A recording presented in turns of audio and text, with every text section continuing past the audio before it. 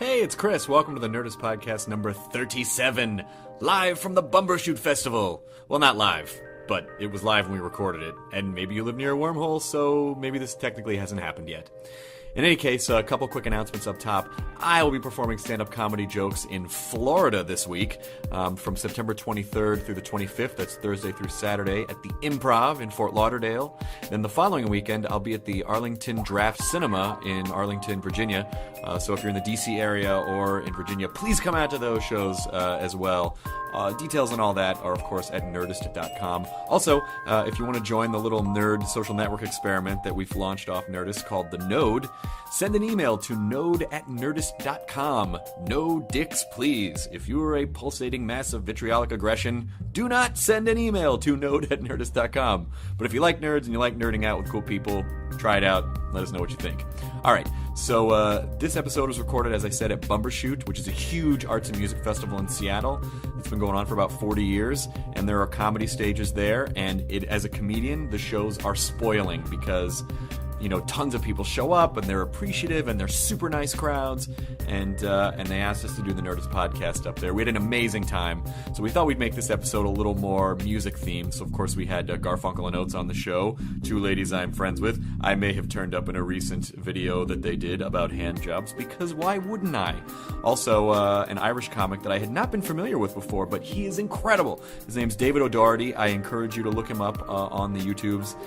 He's a guy who's toured with the Mighty Boosh, played with the Conchords. Like, he tours with all the right people, and he is a phenomenal musical comedian in his own right. So please make sure and check him out as well after you listen to the Nerdist Podcast number 37, live from Bumbershoot. Again, not live, but we went over the whole thing. So yeah, we should be good to go.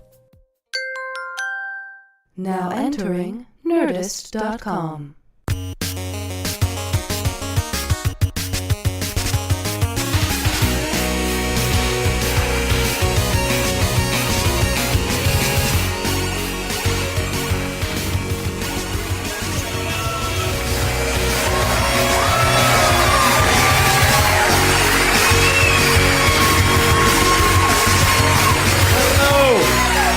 Sit there. Did you recognize my voice? I introed my own podcast. Is that fucking ridiculous? I tried to disguise it. Ladies and gentlemen, please welcome to the room, Ted Knight. Ted Knight? Thank you, Bumbershoot. Thank you for coming out to our little nerdy podcast show. It's very nice to see all of you. Do you guys listen to the podcast? Anyone here? They do. Not so sure about them. Thank you to the staff for clearly dividing people. Do you sort of like, are you with the bride or the groom? Are you with the listeners or the non-listeners? Yes. Like, it just got colder than I thought today. So I just all the listeners get a car. And you get a car. And you get a car. You can go fuck yourselves. Whoa. Right out of the gate. You gotta get everyone ready for how much we're gonna swear. I gotta time this because we don't, we have to stick to a schedule here. The show is only an hour, so we gotta make sure. It is bullshit. You're right. Yes, it is. You're getting a 3-hour show, and you're getting a 3-hour show, and everyone else is gonna walk out. I enjoy Seattle. I love coming to Seattle. Seattle. I did stand up here in April, and it's been super fun. Seattle, I've noticed, is just a much different speed. I've noticed they've brought back the poncho. Yeah, the poncho's back. Good job, Seattle. The poncho, or maybe the poncho never left. Maybe the poncho has been a fair point this whole time. But I've noticed, there's the only thing I want to say about Seattle, and I don't want to sound complainy. I just think maybe hipsters shouldn't work in the service industries.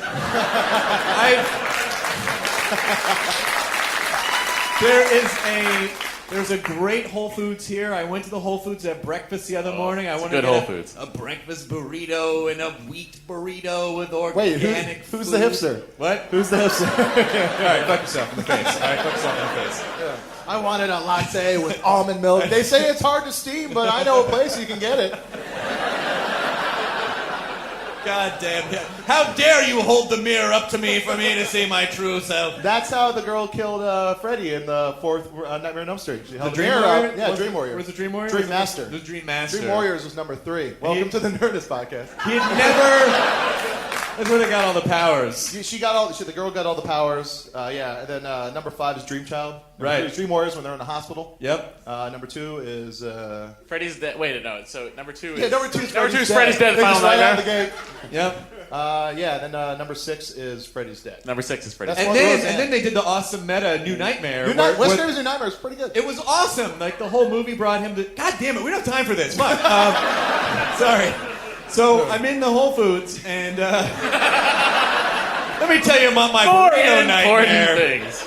They should have sent Freddy to this Whole Foods. He would have been fucking bored and slit his own It would have throat. gone a little something like this. I would like to order a burrito. Oh my God, I'm dying from boredom. Hipsters.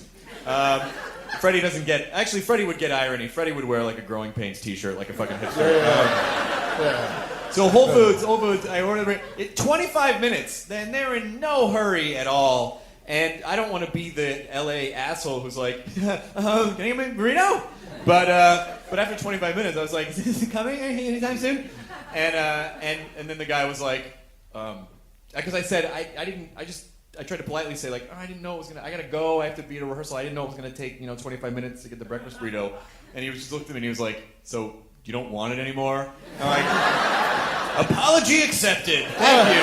I don't know, but in LA you got to deal with people wanting to be actors, and they're in the service industry down in Los Angeles, right? And they just bug me on. Yeah, every but they level. know how to fucking pretend at least. They're liars. They can turn on their super personalities to wait on you and try to show you how funny they are. I don't like it. I don't like LA more than any other city I've seen. It's like they have the waiter that sits down at the table with you to take your order. Like, hey gang, I'm one of you. What you got? Like Ed DeBevics used to do that too. Like I don't like sassy waitresses. I have no time for fucking. Can I have this? Sassy. Can I have these pancakes? No. Have you ever been to a macaroni grill? They would sit down and they'd write their name in crayon. I'm David. I'll be helping you. Yeah. Like David. That's when I just tear it off the table and crumple it while staring at them in the face. I don't think so, David. Or at Kenny Rogers Roasters, they would take a fajita and go, we know how to hold them and how to fold them, too. That's what they would do. I feel like I just did a magic trick. Oh, I see. What's funny is the groans came from the listeners. Yeah, the non-listeners are like, maybe it's not that cold outside. This is like an Arsenio Hall show. Now the listeners are all like, yeah, I get you. But the non-listeners are like, what the fuck? Could you guys be our dog pound? Please. There you go. Here it is. No, that's not adorable enough. I want a puppy pound. I want a kitten pound. It's always fun to come out and complain. Can we call it the pussy pound? Pussy pound, yeah, pussy pound. It's always fun to come out and complain about Whole Foods. First world problems. Speaking of world problems, My the latte homeless. has I too like much the water homeless in it. people up here more. Oh. The homeless people up here more seem like they really got it together. They seem like they're working at Whole Foods. They're better dressed up here. I saw one guy with a banjo. What? Yeah, and like a whole group of them just hanging. Oh man, that's awesome. Whereas That's just like the shitty punks up here, the ones that hang out on Broadway, and they have like a sign that says "Get a punk drunk fund," and you go fuck yourself. No, you think that they're homeless, and then you realize they're just running that weird bicycle pen back there with all the. we put two bikes together. Ride it, fatty. Whoa! I was like, what? Why? I was just walking by, sir. You know, you ride one of those bikes, you instantly become a vegan. It's crazy. What? Yeah, it's great. I'm on it. You just like you get on the thing, and all of a sudden you're like, meat is murder. You know what? I like Belle and Sebastian now. I wanna. Do I have to be vegan to like Belle and Sebastian? I love Belle and Sebastian. A little bit. Catastrophe waitress. I want to. Oh my God! I think I got heckled last night by one of the Dandy Warhols. A Dandy Warhol? I think I got heckled by a Dandy Warhol. The Dandy Warhol. And if that was not the case, I apologize publicly to the Dandy Warhols. But someone said the Dandy Warhol. I did one of the opening sets on Patton's show, and last night, and there was just sometimes you can tell some dudes just have band swagger. You can just tell. He was just kind of leaning back like this, just sort of like cock first, just so I could see. And after one of my jokes, he just went, ouch. And he kept saying it, ouch.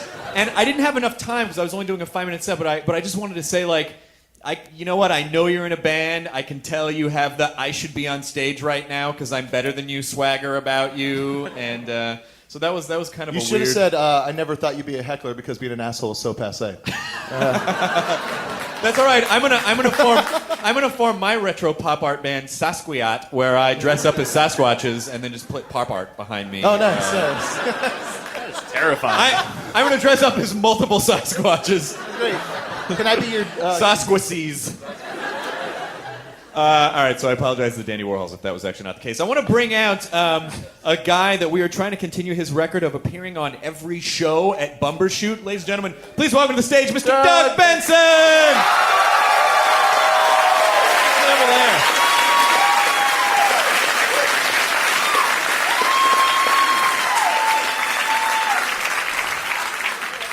Mr. Doug Benson, Hey, everybody. how are you? I'm good. This is weird. This is like we're waiting for 3 of our friends to show up at the restaurant. We're waiting for the girls. And Yeah, come on, ladies. yeah, we don't want to. None of us want to sit next to them. You guys, when they get here, it's men versus Doug, women. cooties is an epidemic. You don't want to get close to them.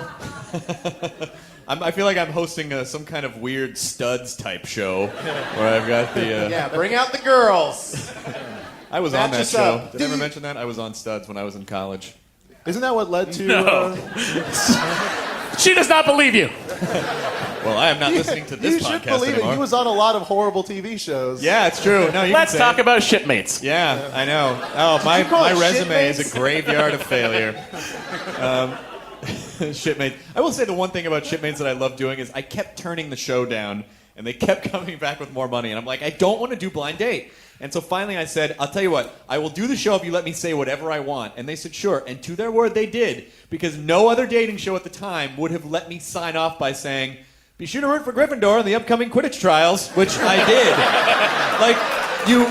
You know, you're watching a show about like douchebag bouncers trying to date rape girls on a ship and throwing drinks in their faces, and then to hear a Quidditch reference, that was fun for me. That show was a lot of I fun. like the producer's thoughts. What would make Blind Date better? Put it on the boats. Put it on a boat. Trap these people on a boat. The only thing they didn't let me say was one time I wanted to compare one of the people on the show to Mussolini, and they were like, "Can't say Mussolini." I was like, "Well, because of the sort of the war reference." They were like, "Nah, no one's gonna know who that is." I'm like, You're going to use double Hitler. "Well, they Use double Hitler. Double Hitler." Well, they fucking should. No, Double Hitler has a little mustache on his forehead too. Yeah. It's a unibrow. He's shaved It's and just uses unibrow, unibrow yeah. just to a little. Anyway. Doug, how many shows have you been on at Bumbershoot? All of them. Yeah. Because even when I'm not on the bill, I just wander by in the background. Like there's not enough extras in the shows here. Like atmosphere. So Right. they just Your atmosphere. just going about their business. Like I'll just pretend that I'm waiting for a burrito at Whole Foods Are you one of those? I love seeing. behind people. While I they love perform. seeing extras in movies that feel like they have to act their way through their extra-ing. They're like, if someone's in the back reading a thing, they read it like no one ever reads a thing. Yeah. You see that a lot in Jaws Yeah. because they're all locals The in shark's Martha's always Vineyard. mugging to the camera. No, but it's like they have Oh, like this person is delightful. I want more. when, God, Jaws, come on, what the fuck? when bro? they say they have to close the beaches and they're in that town hall meeting. Everyone's like, ah! Yeah. Well, it is a beach community, and that's It's true. how they make their money. During 24 the summers. hours is like 3 weeks. That's what that one woman yells. 24 hours is like 3 weeks. Anybody watches Only if Jaws you're and a they Time hear Lord. that, they're going to go, thank you. Doug, I have to say, I've known you for a very long time, and you are the single most productive stoner in the history of stoners. You somehow manage to get stuff done. Every once in a while, you'll ask a question about a conversation we've already had a couple times, but that doesn't matter. Beyond that, you are the Who most doesn't do productive. that? Even people that don't smoke lose their keys. Nah, just you. It's sometimes. just you. But you are the most productive stoner I know. Well, yeah, I prefer to say productive pothead because alliteration is fun, but Yep. It is. but productive stoner works. Yeah, well, that's how I do it. Is I'm high all the time, but I I like productive stoner because I'm a fan of assonance. That's the vowel one. Shit, yeah. All right, grammar crowd. No what one. an assonance hole. Guys, that joke killed at GrammarCon.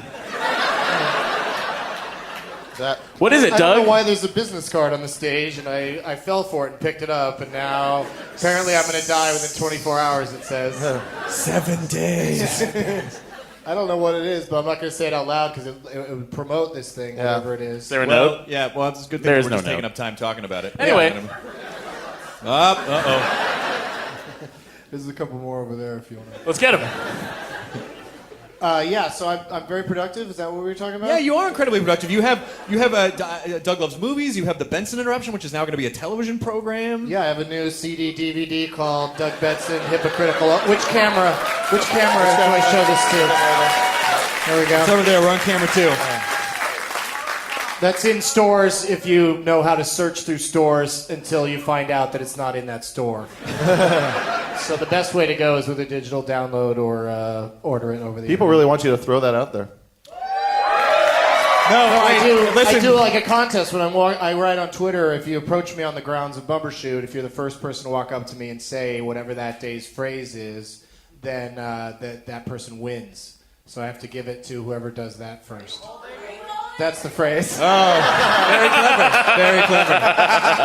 No, you guys. Because then if they come up and say, "Are you holding?" then I go, "Yes," and I give them this, and I go, "Now what are you?" And then it might be a nice trade. Doug can't throw that out. He still has 30 more shows to do at Bumbershoot to hold up that CD. Have you seen any music shows at all since you've been here? Yeah, I have actually. I saw the aforementioned Hole. And she held it together in an amazing fashion. She did. That's like, I heard the review for the whole show was good for her. She really. I love that Nana's still out there trying to make it happen. That's great. Get up in front of the people that quite likely hate you more than anywhere else in the world. Every time I see her, it looks like her breast implants are more and more trying to escape her body. Well, I was very far away, but she looked good. You know, like she really. Well, you were stoned and hundreds of yards away. Yeah. I was actually at a different venue. And then I realized I was watching Dylan. Yeah, I might have been watching Bob Dylan and saying, Courtney Love's really kept it together. She's great. Bob Dylan looked like the Fifth Doctor or something. Like he had on a jacket vest combo and then a white hat at the same time. But it was really fun to watch. Yeah, and interesting.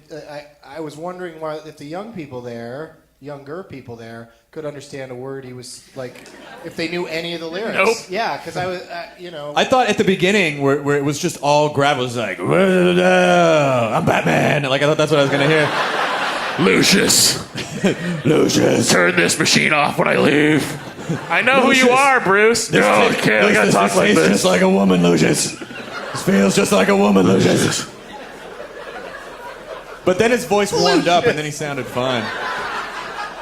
Lucius is Morgan Freeman's character, right? Correct. Yeah, Lucius But Fox. he uses the Batman voice, even though he knows that he's Bruce Wayne. Like he just still uses the Batman Matt voice. took a leap. It's like, wouldn't it be funny if Bob Dylan was Batman? Then like he just went into Batman references. He didn't bother making a connection. He was just like, I feel like the listeners got it. That one did. Jonah Ray is the amazing deconstructo. He'll break down any social situation. see what you're doing there. See?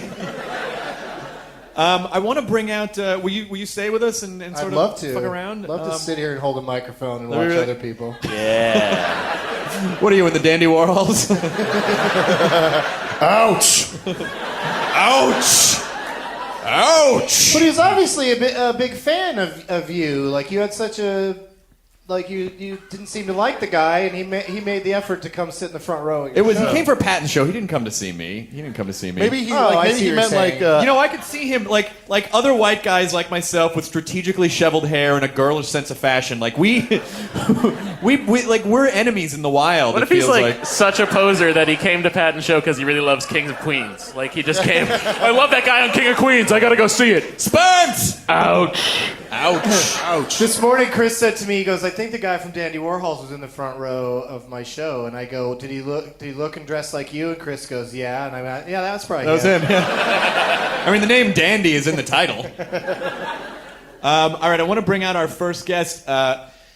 This is a guy who is, I don't know if a lot of you, I mean, certainly you've been familiar with his work since Bumbershoot. He is a phenomenal performer, and he has played with Flight of the Conchords. He's toured with the Mighty Boosh. He is a lovely Irish gentleman by the name of Mr. David O'Doherty is here. Sit right here, D.O.D. Hello. How are you, my friend? I'm doing quite well. Yeah. I'm slightly jet lagged. I did the Edinburgh Festival, and then the day after came to Los Angeles, and then came here from there. So I haven't had a sleep since July. But no, I'm good. Yeah, I've been stuck at. I'm finishing this book for a deadline at the moment, so that's what I've been doing. I write a series of books with a friend of mine that are made-up facts about animals. So we're writing made-up facts about sharks at the moment. So it's a very strange thing to be stuck in a hotel room going, "Oh, what? Pandas are magnetic. Is that it?" Yeah, because you gave me the book 100 Facts About Pandas. Yeah. We're doing sharks at the moment, which is... So today's fact is... I try to write one every day. And today's fact is... 9 out of 10 shark attacks take place in water. Of the 10% that occur outside of water, the most common scenarios are on the decks of fishing boats, stuffed sharks falling from their mountings and crushing people in museums, and people falling out of bed during shark-based nightmares.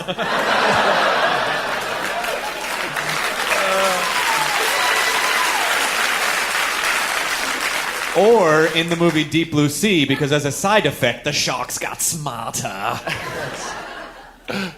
What is the Edinburgh? You've done Edinburgh for like many years in a row, correct? Yeah, the Edinburgh Fringe this is a wonderful festival, but the Edinburgh Fringe is such an organic festival. Like the Edinburgh Festival itself ran for the last 100 years, and then in 1948. After the Second World War, all of the sort of theatre groups of Europe got back together, and they all just turned up in Edinburgh to do shows. And the people, sort of hoity-toity, people who ran the actual festival went, no, this is an opera and a proper acting festival. So all of these people just spontaneously created this thing called the Edinburgh Festival Fringe. Which crushed the original Edinburgh Festival. Yeah, right? Which is now, it's about 20 times bigger than it now. But it's the amount of people that have come through that in terms of comedy. I mean, the Boosh started there.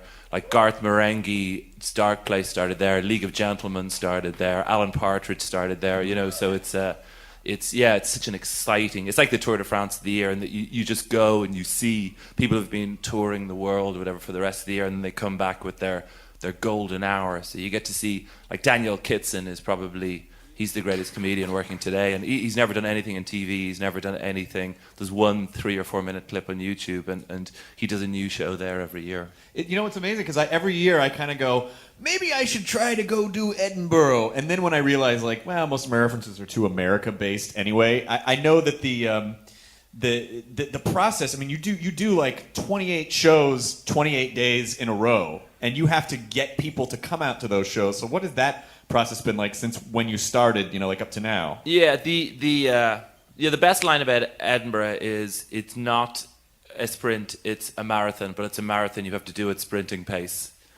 Like it's so, you start off, I went there the first time in 1999 and did like newcomer competitions, and then did my first solo show in 2000, my first hour.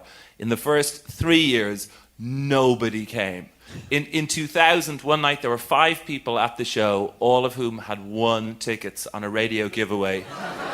All of whom walked out together 20 minutes in. The last guy said, "You're shite, mate," and shut the door. And just as a rookie comedian, I'm just standing on stage with the microphone, and the only other person is the tech operator who's in the corner of this hot 40-seater room, and I'm just staring at him going, what is the showbiz etiquette in this situation? Do I just continue with this show?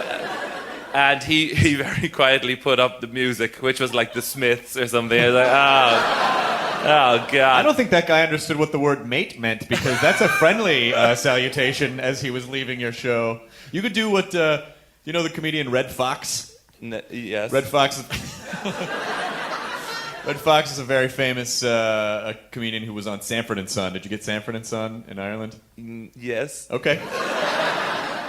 They probably bought the rights to it, and it was, McDonough and Son. I'll just say this. We had, what was that shitty show you guys were talking about? Shipmates. Yeah. In the Irish version of that, right, because they buy terrible television ideas and do them for cheap. Right. And in the Irish version of that, this is genuinely true. You can look this up. The ship sank. It floundered on rocks. I mean, is there a better metaphor for it as a concept? And no one drowned, but they all sued the network for millions. So But how did the date go? did they find love? Worse than the ship rocking itself to death.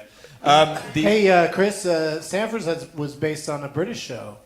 Oh, called right. Steptoe and Son. Oh, and then the fucking Irish bought it from America, second gen style, and called it McDonough and Son. Yeah, I just thought I'd throw that in before I have to go do another show on the other side of this theater.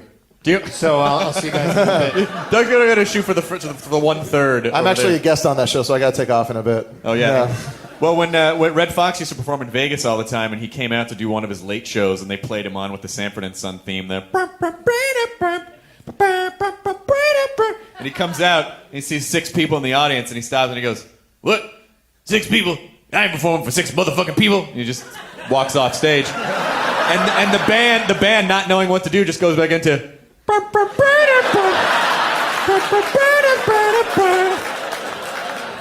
Hey, you play them off like professionals. They played him off, yeah. Yeah, there's just on this Edinburgh thing. I mean, I think it's the best festival to go and look at. But in terms of like in 2002, Flight of the Conchords played there, and they came with no posters or flyers or means of letting people know their show was on.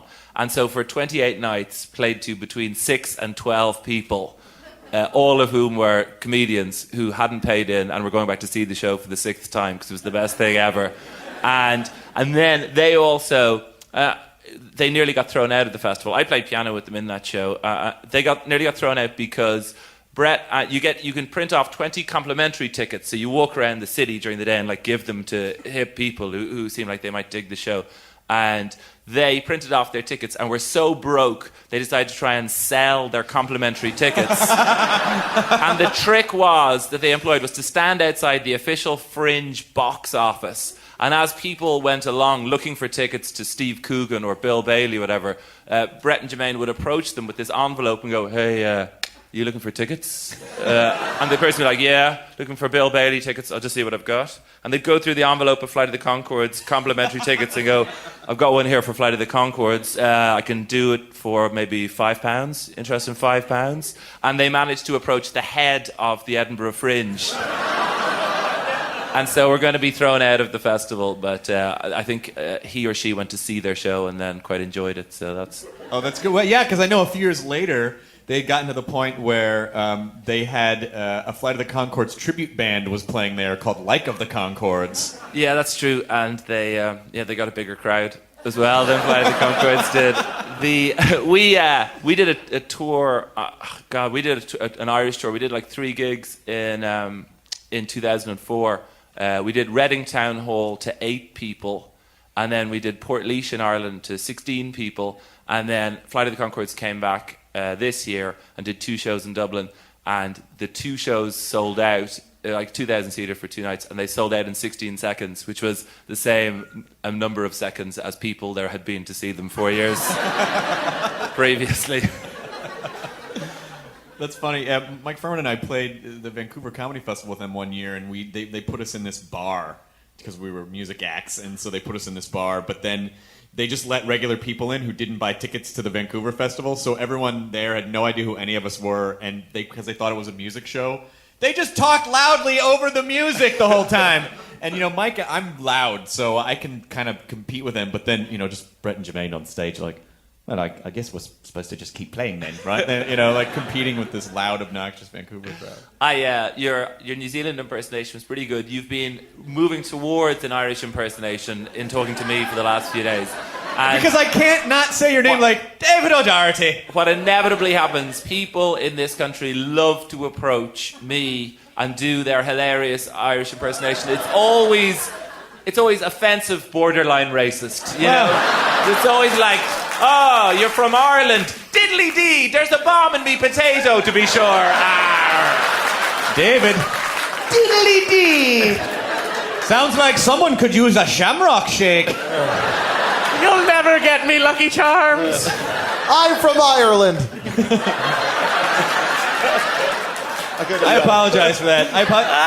It's just your We all had a go at the it. Irish accent sounds so poetic to me that I wish I had a better accent than the one that I actually have. Yeah, well, I'm not sure everyone would say it's so poetic, particularly when Irish people used to ring up with so many bomb warnings to British authorities and leave the building in 12 minutes. Lurdy-lurdy-lur. Beautiful language. I do apologize for that, though. I hope you never thought that was derisive in any way. David, you are such a lovely man, and it's been so wonderful to get to meet and hang out with you. I would love, would you mind, I know you already set up the keyboard, so I know you don't mind playing songs. Hey, David, there just happens to be some musical equipment. We just over happen to there. have your keyboard already hooked up. Yamaha Portasound PSS 260 from 1986. Wow. I'll do it. Please, David O'Doherty. I just did it again.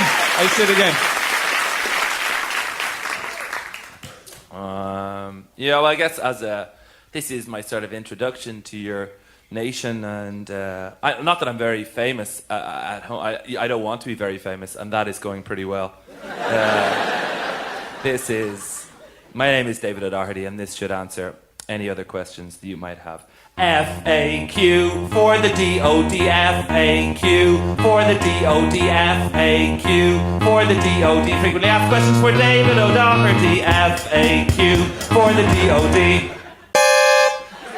Where are you from? I'm from Dublin City. What are your hobbies? Cycling and frisbee. What have you got in store for us tonight? I'm gonna rock your world in quite a gentle way, like a delicious cake as opposed to a bag of drugs. Do you have a sidekick? No, I'm the only one in it. Do you stand up at all? Yes, in a minute. How do you describe your style of comedy? I call it very low energy, musical whimsy, or vlamwee. Apart from vlamwee, do you have any other skills? Yes. I can touch type 40 words a minute of a full driving license with 2 points on it. I have a decent knowledge of geography and a basic award in water safety. So my gigs very rarely end with drownings. Where do you write your material in bed at home? What's the capital of Botswana? Gaborone. Geography. What do you think is the secret of a great comedian? You have to like sitting on trains and have quite low self-esteem. Oh, you're laughing. Please be my friends. Do you believe in God? No, none. Who's your favorite Beatle? George Harrison. How do you know if you're with the right one or if you're not with this person until the right one comes along? That's quite a complicated question. And one I have to admit I'm not actually asked all that frequently, but I'm pretty sure it has something to do with not wanting to make out with other people. FAQ for the DOD.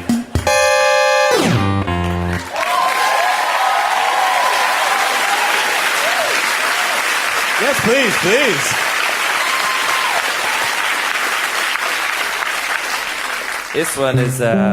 This is a brand new song actually. This is a duet. Unfortunately, Shakira hasn't turned up, so I'm gonna be singing both of our parts.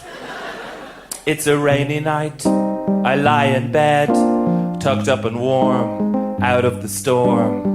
What's that? A knock at the door. Who could it be? I run down to see, and there, soaked to the skin, stands a tiny woman. David, prince of everything. Let me touch your sexy body, let me feel your skin. I've traveled over oceans to get here to you, thinking of specific things that I'd like to do. So come on, let's not waste all day. I am Shakira, let's get busy.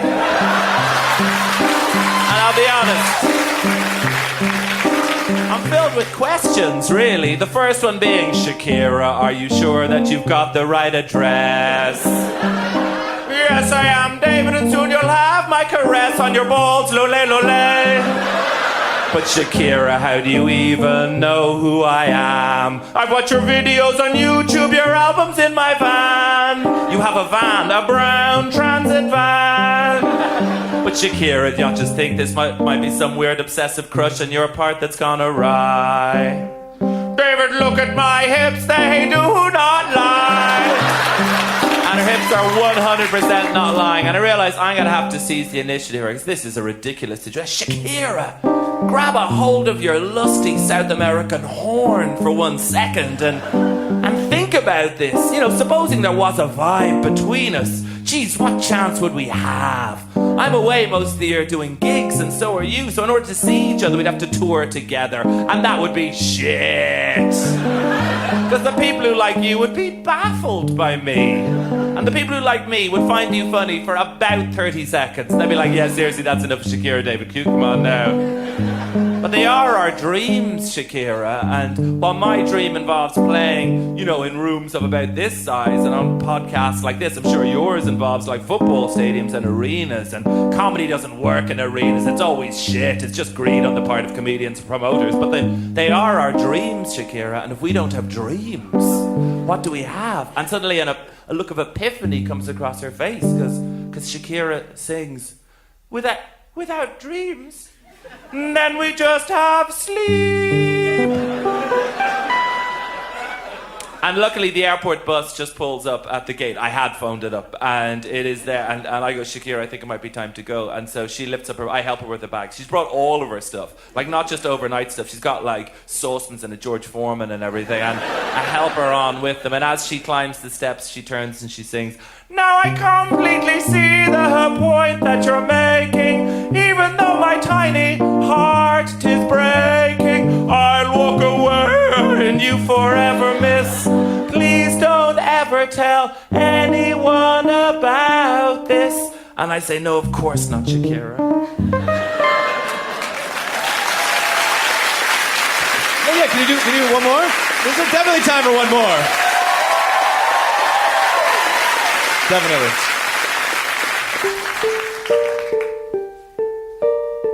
World!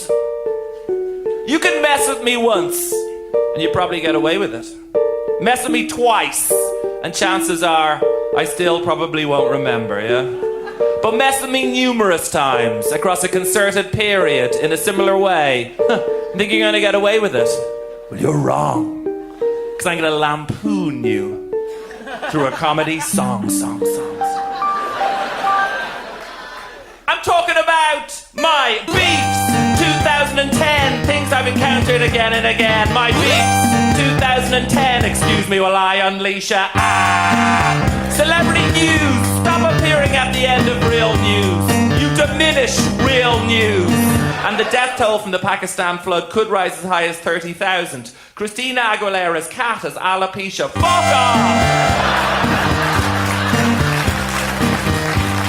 23-year-old men of America, stop buying pointless accessories for your shit cars. It's not the Batmobile, it's a 2003 Daihatsu Charade. Blue lights underneath the chassis, oh that's practical in that it stops junkies shooting up in your wheel arches. Girls, stop telling me about your dreams. Seriously, just the fateful moment when it begins. I had a dream last night. No, save me from the next 2 minutes. I was on a horse and the horse was flying. I couldn't give a shit. It was unbelievable. Well, of course it's unbelievable. What do you want? Highly realistic dreams. I had a dream last night. It was like a Ken Loach film. Wow, that is amazing. DVD players and laptop computers. Play all regions of DVD. If you don't, you're racist. Comedians, in this country in particular, stop describing yourselves as controversial on your own posters and in interviews. You can't find yourself controversial. You can't be like, whoa, I can't believe I just said that. I'm not even sure if I subscribe to these beliefs.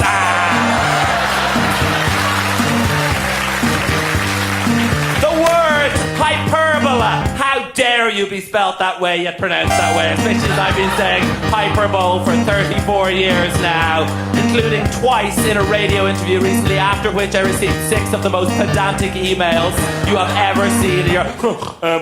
I think, David, I think you'll find that hyperbola does not rhyme with Super Bowl. Fuck off!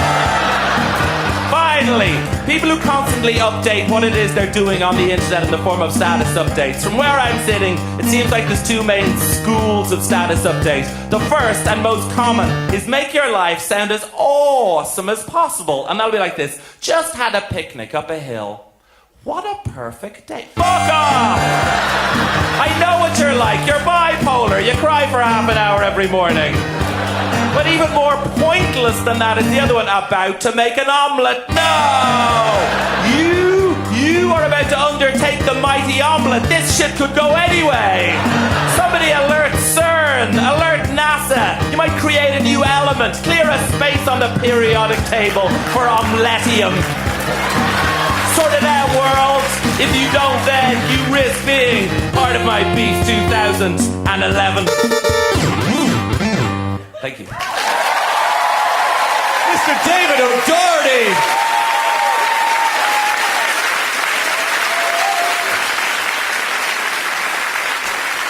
Fantastic, my friend.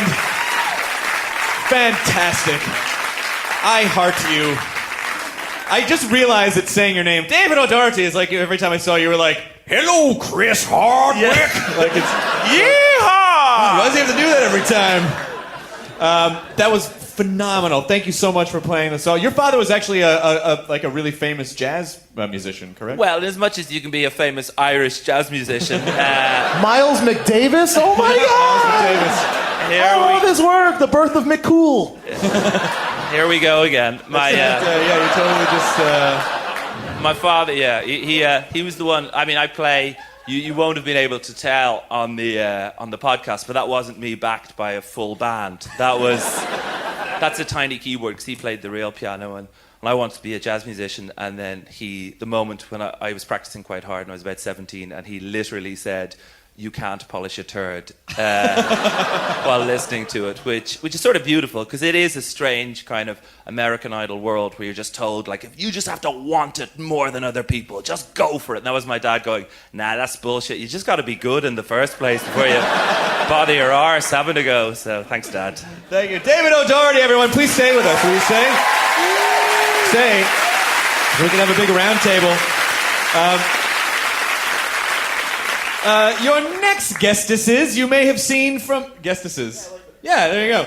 Have been... I didn't even ask them for a proper intro. I've known them through the UCB. They make wonderful, wonderful films on the YouTubes, which garner, like, way more hits than anything I've ever made. And they're very impressive. Ladies and gentlemen, please welcome to the stage, Garfunkel and Oates!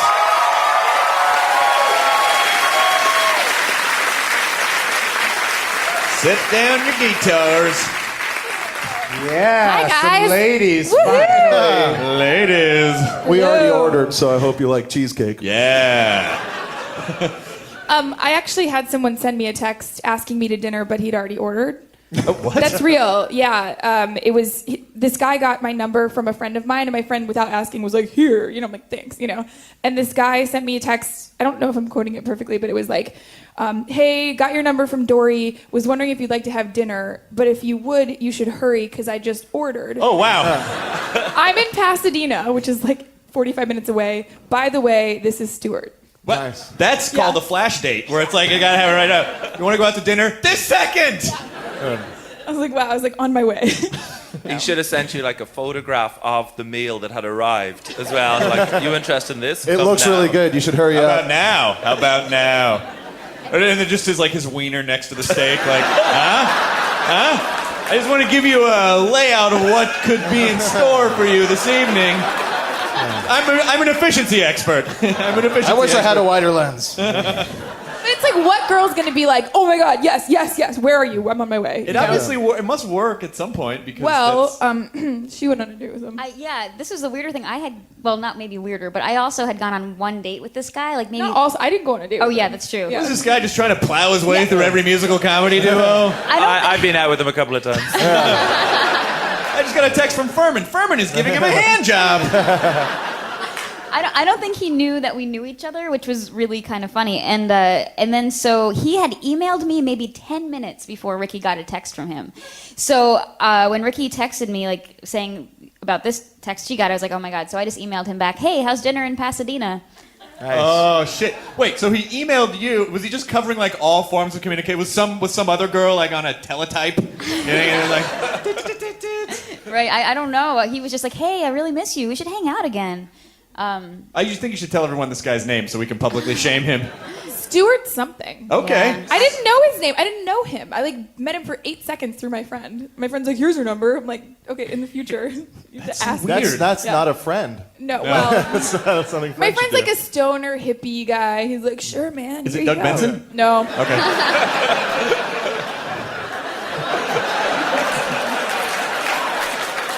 I'm still trying to figure out why Shakira sang that duet and then left. Like, why can't we talk to Shakira a little bit? I already know these girls. Don't bring that up. They had to break up. That's very sensitive. That's very insensitive. Do you know of Doug is the person that introduced Kate and I? Are you serious? Yes. That's how they know each other, is through me. How did that go? I'm bringing awesome music to the world. Did you say like you guys should get together? No. I mean, it wasn't that. It wasn't like I made them get. I didn't introduce them like you guys are going to be best friends. They just met they both came to see me perform somewhere. At UCB, we were in the lobby, both on really boring dates. How did you guys get? What's the Garfunkel and Oates origin story? Well, we met in the lobby at Doug's show. And I had seen Ricky around at like auditions and things, and so I was like, hey, I'm Kate. I think I know you. I've seen you Kate's around. like shockingly unshy. She's like, Yeah. I'm Kate. You know, she just doesn't know. This is true. Sometimes it gets me in trouble. Oh, Kate, I'm a burglar. I'm stealing things from your house. Oh, The cookies are hello, almost burglar. ready, Mr. Burglar. Can I make you a sandwich? But yeah, and then so we met, and then we were both kind of miserable on our dates, so we were like, hey, let's hang out, and our dates talked to each other, and we just ended up hanging out for a long time. And then I saw Kate play the ukulele at M Bar, and I was like, we have to do something together. And so I wrote a short for us to be in, and we turned it into a musical. Yeah, we wrote like 3 songs in 2 hours, and we were like, this is really easy and fun. Let's keep do doing it. this. And we wanted to sing our songs to somebody, so like we went to Ricky's friend's house, and we made her sit on the couch and listen to us sing, which is always an awkward they good? thing. Yeah. Yeah. She's like, That was the beginning. I guess, I don't know. It wasn't really her sense of humor, so she was kind of like, She was polite about it. yes. She's like, good job, Ricky. Well, you guys. Maybe she got you back by giving Stuart your number. That's what it was. Why are you swearing at me in my living room? Sing swearing. Yeah. Yeah, one of the first songs was the song "Fuck You," so we did sing that to her. I just took a wild guess yeah. that it might have had swear words in it. No, stop crying. It's a comedy song. But like in a pretty short period of time, like people already know who you are, and like I saw earlier at the Bumbershoot Festival, like the first day I was here, someone had a handmade Garfunkel and Oates T-shirt on that they had just made like with a permanent marker and a white Really? T-shirt. Yeah, someone didn't else had see them. had a T-shirt with Kate's face on it. Oh, yeah, I heard about that. Thanks. Okay. Garfunkel and Oates, just Kate's face. It's like, thanks. So Kate, the big question is, as the face of Garfunkel and Oates, Yes. what direction is the band going in? Well, let me tell you, I haven't really talked about it with Ricky, but Doesn't matter. it's just going to be Shut called up, Blondie. And Oates. Keep going, Kate. Kate, you need to keep your girlfriend quiet. oh man. But you guys have that sort of vibe about you where people will get cultishly, I think, possessive of you and like what you guys do. You know, there was just an article about us in LA Weekly like 2 weeks. You know, in LA Weekly they have like a list of things that are happening that week, and every other thing in the list was like, Wait, you know, what? They do, yeah. They even recommend to go to certain things. Yeah. Jesus, the I've been shit? doing nothing in LA for years. I didn't know, like week after week. No, but ours, everything else was just what was happening. In ours, there was like this whole diatribe about how we were playing at the wrong venue and how like we were losing touch with our core fan base. We were playing like, you know, 8 blocks away, same size venue. We were like, It was clearly written by somebody who used to go to our UCB shows all the time. And it started with, it used to be about the Music Man. And then it just kept, no, it was really, she was not fucking around. It went on to say that we were probably going to break up because of our drug problems and our Whoa. families. No, like, it was really weird, yeah. Which, Because some people, I guess, if they're there from the beginning, they want you to never get any more successful, because then they can, you know, then it's sort of like, no, this is just a thing that a few of us have, and then they almost feel a little betrayed if you're like, I would But like we were to playing make at the $1. Improv. Oh, you're playing at the Improv. That's the thing. We were playing It's selling out. and we were playing like a 15-minute set at the Improv. We're like, well, we've done this we started doing this a year ago. You guys used to She be doesn't cool. know. Yeah, this is our 11th month. What do you think? Like, we haven't gone through a whole... How long have you guys been together now? 2 years. 2 years, but really performing. 2 years. Yeah, it has been 2 years. You're right. Yeah. But you guys have done the Tonight Show, and you've done the television stuff. And... Yeah. It's weird. You've been on the Tonight Show and television. Yeah. The Tonight Show Probably came out weird. Other television stuff. The Tonight Show's the only one that will have us on. I don't know why. The other ones are like, nah. We'd like to do other. People are like, talk why shows. do the Tonight Show? It's like he was mean to Conan and whatever. We're like, everyone else turned us down. We're like, That's They right. did. Now Jay's got that kind of like, come to Jay, everything's all right. we're like, all right. Jay. Oh, I thought this was going to be Art Garfunkel and John Oates. I didn't understand. It's too good. Well, that's how we got our first gig at a comedy club. That's- no joke. yeah, Tom because of our Arnold name. thought we were Art Garfunkel and He John might Oates. still. He's a little Yeah. fucked up. Yeah, he literally didn't know till he called us to the stage and was like, "What?" You know, we're like, "Here we are." We were so excited. We'd never played at a comedy club. We're like, "Awesome! How did we get this job?" And afterward, he was like, I got to tell you, I didn't know you were two girls, but you were pretty funny and come back anytime. So he was really sweet about it. He wasn't so too nice. bummed that we weren't the real guys. We're actually playing with John Oates in 2 weeks. But Art Garfunkel apparently is not on board for this. Apparently not. We haven't heard from him. John Oates MySpaced us like 2 months into performing and was like, "You guys are awesome. You can use my name if I get free beer at your shows." We're like, "Awesome." And We're like, "Awesome." a month later, I guess it was about a month later, we played with him and we played Maneater. And Ricky had 2 different dresses on, and so she did like a strip tease from one dress to another. While, They were like really like modest, ugly dresses. So. Yeah, and I played a trombone solo during Maneater, so it was like yeah, and so John's in the middle of both of us. Ricky's stripping, I'm playing the trombone, and he just kept looking to either side. Like he's probably played Maneater a million times, but I don't think he ever played it quite like that. Hey, Terry Oates, this is your cousin. You know that new sound you're looking for? I've had this run-in with the other David O'Doherty, who's a mathematician who discovered one of the highest prime numbers ever. And it goes back a few years because we still get emails. I mean, it's not, David O'Doherty is not a very common name. And so we get each other's emails sometimes. He's .net and I'm .com, and he's never forgiven me for getting the .com. And he wrote a blog about it on davidodoherty.net recently, in which he described the fact that I had .com as infinitely annoying. And when a mathematician uses those words, you know it is pretty freaking serious. I truly understand the concept of infinity. The other Chris Hardwick is a Rubik's Cube champion, so if you Google Is my he name... another one, or is he this one? No. Sometimes people are like, I didn't know you were a Rubik's Cube champion. I'm like, look at the fucking guy. We look nothing alike. He's got like a red ponytail, but he'll solve a cube with like one hand or blindfolded. It's fucking amazing. Are there any other... You wish you were Obviously, we him. know who the other Garfunkel and Oates are.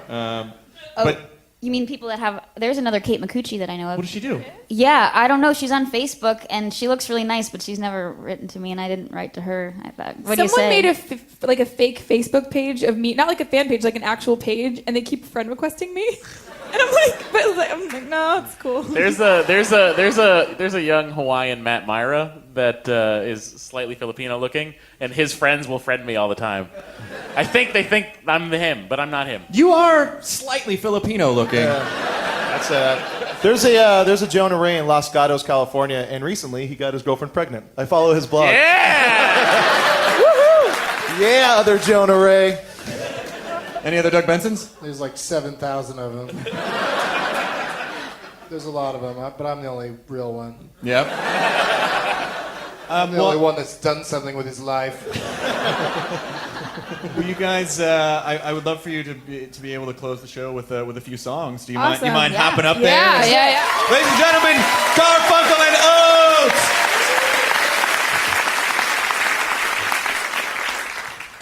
I'm really bad at adjusting microphones. Yeah, I should get better at this. We got this, guys. We got it. You guys are doing great. Should we kill time while they're doing that? Shut up. Oh, no, I think it's helping. Oh, David's over there. Oh, God. Oh, that's so nice. One artist helping another artist. 3 hosts sitting here in abject, not trying to make an effort at all. So, guys. Thank you. David O'Doherty raising the mic.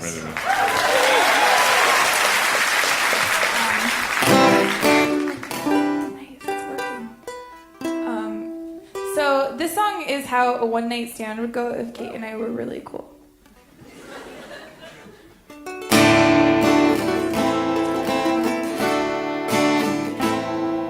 I never do this ever. It's not what shy girls do. But something in your eyes drew me closer to you. Do you feel this spark between us? Sometimes you can just tell. I feel our 2 souls touching like I know you really well, really well, really well, really well. This might be strange to tell you, and I swear I'm not a whore, but there are 206 bones in my body, and I'd really like one more, one more.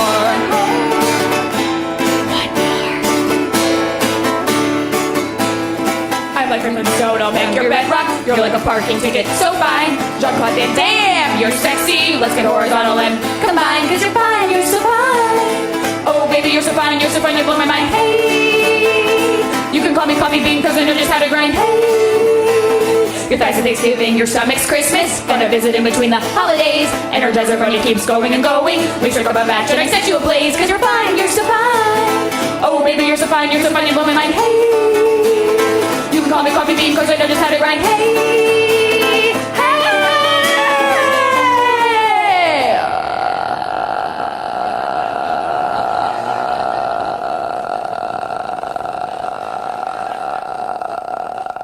That's the only time I've gone longer than you. I know.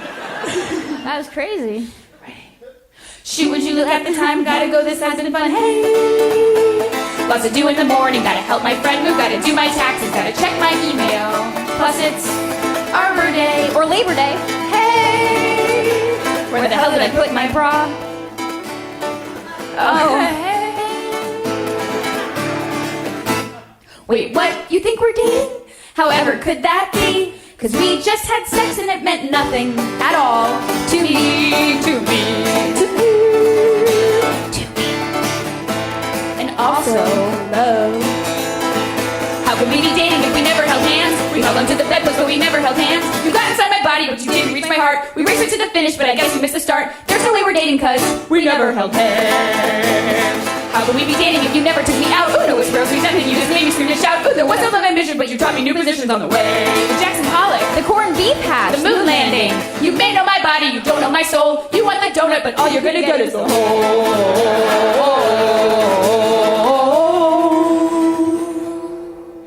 Listen, babe, I call you, and probably real soon. But I lost my cell and I'll be out of town till June. I guess I didn't mention my band's going on tour, so I'll be super busy. Otherwise, we date for sure, for sure, for sure, for sure, for sure, for sure, for sure, for sure, for sure, for sure, 'cause it was so great. That's it.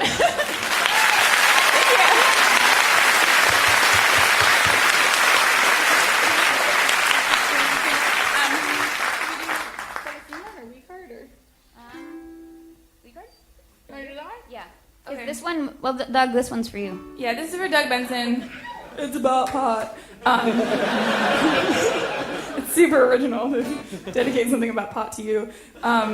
We wrote this in Dan Savage's basement, actually. But, yeah, it's about California and about how difficult it is to get a weed card there. You have to be really sick, you guys.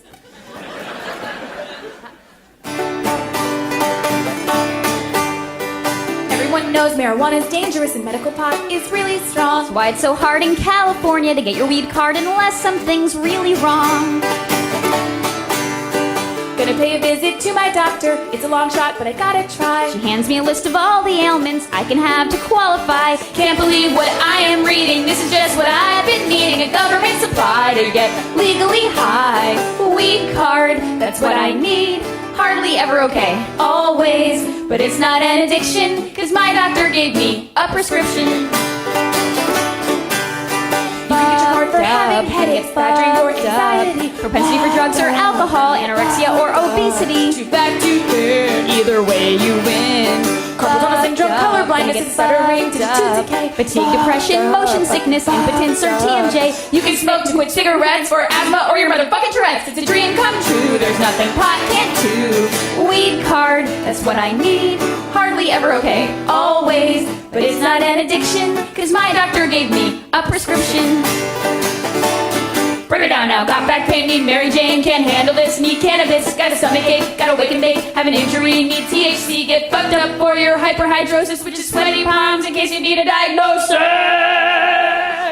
It's not a crime, it's 420 time. Weed card, that's what I need. Hardly ever okay, always. But it's not an addiction, cause my doctor gave me a prescription.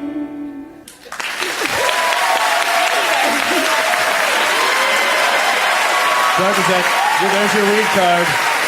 Doug Benson's holding his up right now. Doug, clearly a very, very sick man in desperate need. A very sick man with a CD.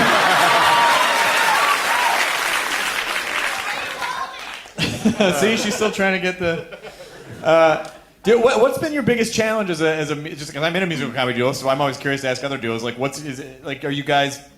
is there ever struggles like, I want to go in this direction, I want to go in this direction? Are you having those moments? Well, I feel like I always want to add, like, let's put the word cunt in there or something. And Kate's like, let's put a rainbow. You know, that's sort of our... Can I just match a cunt bow? Come on, you guys. There you go. A multicolored... I didn't even swear until Garfunkel announced. And our first song was called Fuck You, so I've just been pushing her, like, for some reason, it's a little bit easier to sing than actually say in real life, you know? To I sing guess a it swear. is. Because it makes everything more adorable. Fuck. Now just say it. I can't. Yeah. So can you guys, will you please do one more song? Yeah, we have one more song. There's a Chris Hardwick reference in it. See if you can catch it. This song is basically about how Kate and I were super late bloomers, and about how basically we both like kissed someone in 5th grade and then like nothing sex when we were like 21, and we never learned anything in the middle. So this song is called "I Don't Understand Job."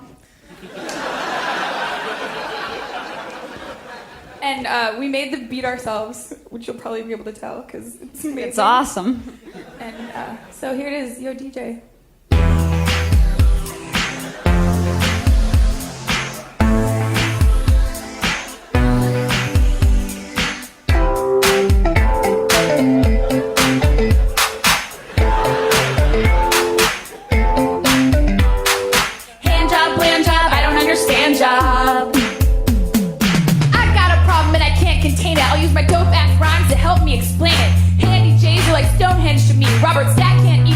This mystery. I'm the messed up child of a baby boomer. I was in the gifted class, but a total late bloomer. Now I got a secret to get off my chest. Went from kissing to sex, but never learned the rest. In high school, I was in the marching band, not learning what to do with my hand. While other girls were dripping like a Jackson Pollock, I blossomed later than Maya Bialik. I'm investigating bones like Deschanel, trying to make it stand up like Dave Chappelle. When I stare down the barrel of a semi-hard dick, I feel more singled out than Chris Hardwick. I studied Bach, Chuck Chirac, and Isaac Asimov, but I wasn't on the ski bus jerking people off. Wouldn't let you touch my chest like your vapor rubbing Vixen, let alone deep throat your tricky dick Nixon. I want to learn how to make your Watergates flow. I'm resigned like Spiro Agnew that I might never know. How to HJ your LB Johnson, know less about dicks than Samantha Ronson. I should have explored new frontiers like Will Wheaton, but I was more conservative than Alex P. Keaton. I've fallen into crisis just like the Dow. I want to give a hand job, but I don't know how.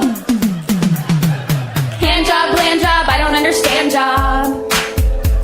Do I spit, do I squeeze, do I ever touch the top? How can I learn when you always make me stop?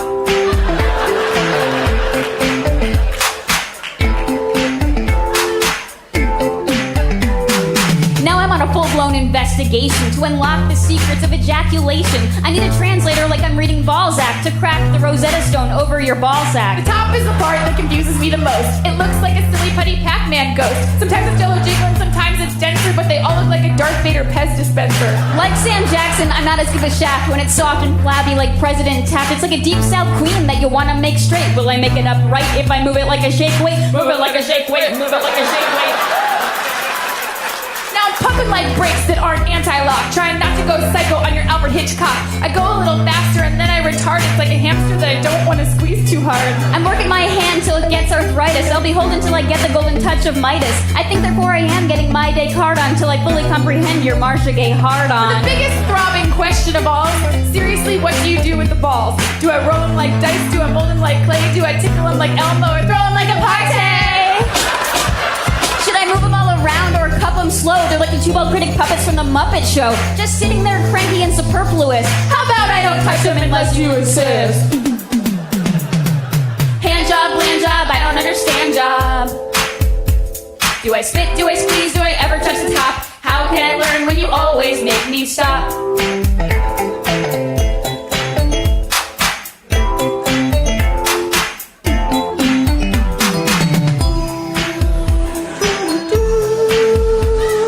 How can I learn when you always make me stop? Garfunkel and Oates! Come sit back down for 1 second so we can say Garfunkel and Oates! Oh my god, I love that song. Not just because I'm referencing it. First of all, I love that the musical track sounds like something Theo and Cockroach made. Jamming on the one. But I also love... Jamming. I just cut back to the Oval Office of President Taft sitting there, and his aide is like, "What's wrong, Mr. President?" "I wish I were in a hand job song." Someday. Thank you so much for being here. So where can people find you on the interwebs? GarfunkelandOates.com and all that other stuff, Facebook, etc. Are you Ricky Lindholm on Twitter, and you're Yes. Kate McCucci on Twitter? Yep, and we're also Garfunkel Oates on Twitter. Garfunkel Oates on Twitter as well. Yes. Okay, excellent. And then where can people find you, Mr. O'Doherty? It's davidodoherty.com, or on Twitter it's Flymo, PHLAIMEAUX, which is my breakdance nickname from when I was 11. It's short for Flymofo. Okay, excellent. Wow. Flymo. You guys, all right. Doug Benson? I'll tweet David's name so that everyone here will get it, because you all follow me, right? Yes, of course they do. Doug Benson, you have your CD out. You're doing your Comedy Central show. Yeah, Comedy Central show debuts at midnight on Thursday, October 28th, after the Colbert Report. And Furman and I are writing the theme song for it as well, like we That's did for right. Garfunkel's If movies. you, yeah. Yeah, one person cares, and the rest of the people are like, "Oh God, when is that partnership gonna end?" But I also met Jonah Ray. Wait, did you ever get back on Twitter? No. Jonah got drunk one day and was like, "I don't need Twitter." Steve And he just Agee was right. What? Steve's back on? It Yeah. hasn't changed my life one bit. All I know is that I don't hear about parties as much anymore. That's all. Like it's So like you're not gonna get back on Twitter? I don't know. We'll see. Maybe if the crowd wants me back. No, still no. Not enough. Always They're one step dying to ahead know of the when curve. Go fuck yourselves. They're dying to know the next time you make an omelet. All right, I guess that's it. Thank you guys so much for coming out to the Nerdist Podcast live at Bumbershoot. Enjoy the rest of your festival and happy Labor Day. Good day. Thank